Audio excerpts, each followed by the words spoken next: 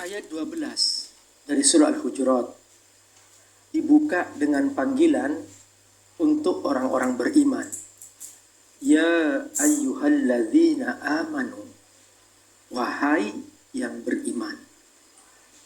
Di sini nampak bahwa Allah sangat perhatian kepada orang-orang beriman. Allah bimbing mereka, Allah jaga mereka, Allah rawat mereka. Jangan sampai mereka saling bermusuhan di antara mereka. Jangan sampai mereka saling putus tali persaudaraan di antara mereka. Karena mereka ini adalah hamba-hamba Allah. Mereka yang mengerti apa maksud Allah menciptakan langit, apa maksud Allah menciptakan bumi, apa maksud Allah menciptakan manusia. Mereka mengerti itu. Makanya dalam Al-Quran selalu ada panggilan khusus untuk orang-orang beriman. Ya ayyuhalladzina amanu.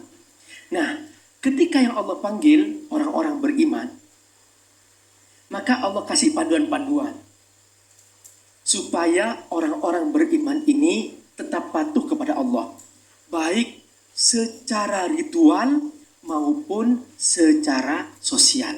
Nah, untuk kali ini, karena surah Al-Hujurat sebagai surah yang secara khusus hanya membahas tentang adab, akhlak, dan sebagainya, termasuk akhlak sosial, maka kita diajarkan oleh Allah bagaimana cara berakhlak sosial supaya hamba-hamba Allah tetap bersaudara seiman, bersaudara senasab, bersaudara sebangsa, bersaudara setanah air, bersaudara secara kemanusiaan di muka bumi. Bahwa persoalan ini begitu luas karena semua makhluk Allah Subhanahu wa Ta'ala.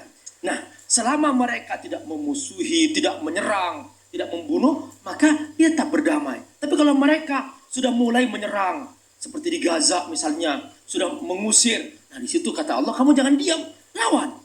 Karena apa? Karena mereka sudah melakukan kezaliman. Nah, dalam konteks seperti ini, supaya kedamaian di muka bumi tetap ada, kitalah semua yang membawa risalah ini. Allah memberikan 3 cara supaya persaudaraan tetap terjaga. Berbeda sih boleh, ya Bu ya? Coba di antara ibu ada yang sama nggak mukanya?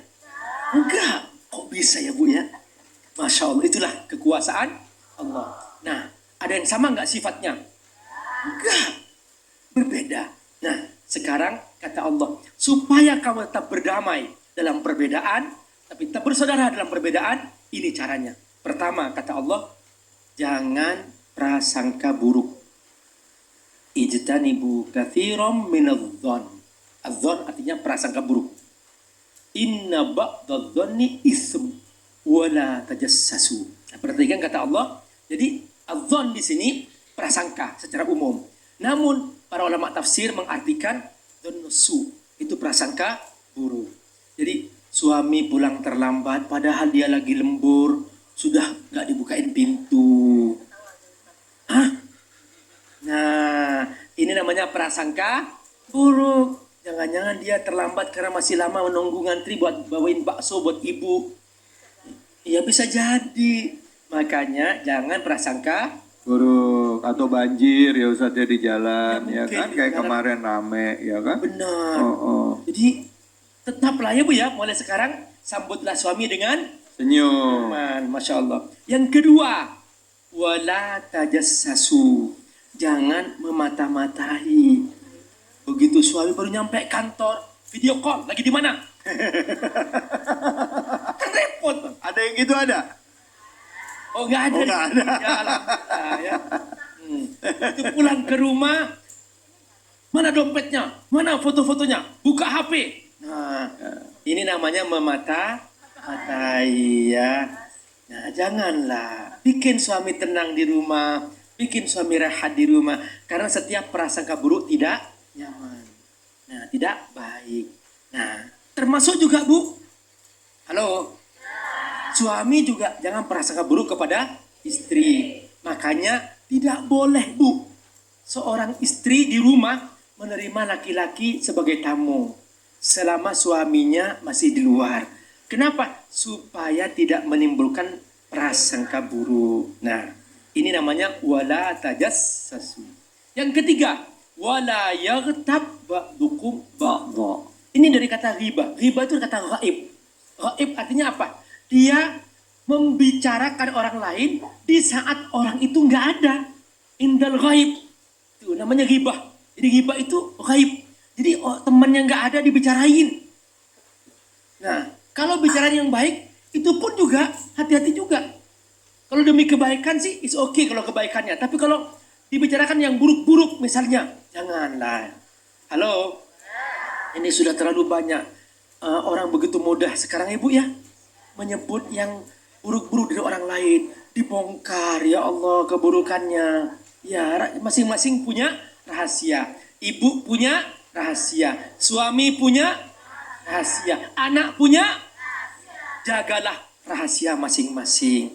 Jangan diintip-intip, jangan dibicarain ke orang lain. Juga suami nggak boleh menjelek-jelekkan istri di depan istri orang lain. Istriku itu ya Allah itu sudah hitam pendek lagi itu. Nah, udahlah jangan. Masing-masing itu punya sifat dari Allah Subhanahu wa taala. Nah, makanya para suami kalau pulang ke rumah panggil istri dengan nama yang baik. Wahai cantik, wahai manis, wahai Humaira. Ya Bu ya? Ya, apapun itu yang penting kita bikin istri senang gitu ya. Nah, makanya tidak boleh saling menjelekkan. Ibu juga tidak boleh menjelekkan suami di depan orang lain. Ya suamiku tuh ya Allah tuh jelek banget tuh dia begini. Benar mungkin suami punya kekurangan, benar. Tapi jangan disebut-sebut keburukannya di depan orang lain. Mungkin suami ibu ya, dia sering terlambat misalnya ke kantor misalnya, ibu jelek-jelekin. Boleh ibu memperbaiki, tapi jangan menyebutnya di depan banyak orang sehingga suami menjadi dihinakan, direndahkan dan sebagainya. Ini termasuk wala yaghtab ba'dukum ba'dha. Di penutup ayat Allah memberikan perumpamaan bahwa orang yang menggibah saudaranya seperti makan daging bangkai saudaranya. Coba, siapa yang mau makan daging bangkai orang lain? Ada enggak? Enggak ada kan? Tapi kata Allah, dipaksakan suruh makan itu.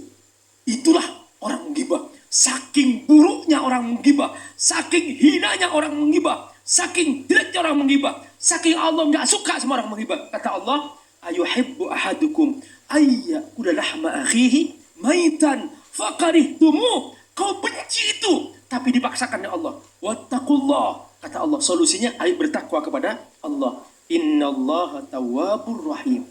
Itu pun yang mau bertobat Allah masih nerima. Makanya mulai sekarang, halo, mulai sekarang ya, coba sepakat teman-teman, kita sepakat yuk.